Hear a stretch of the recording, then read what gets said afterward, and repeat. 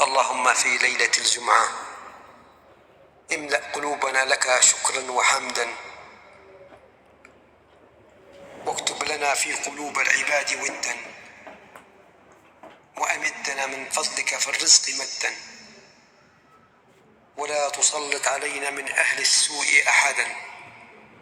اللهم إنا نسألك أن تفتح لنا ولأحبتنا أبواب رحمتك ومغفرتك، ونسألك يا الله شفاؤك لمن مسه الضر، ورحمتك لمن ضمه القبر، وفرجك لمن ضاق به الصدر،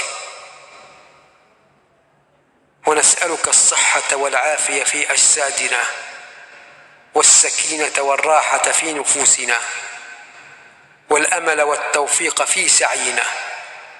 وصلى اللهم على سيدنا محمد وعلى آله وصحبه أجمعين. اللهم آمين يا رب العالمين.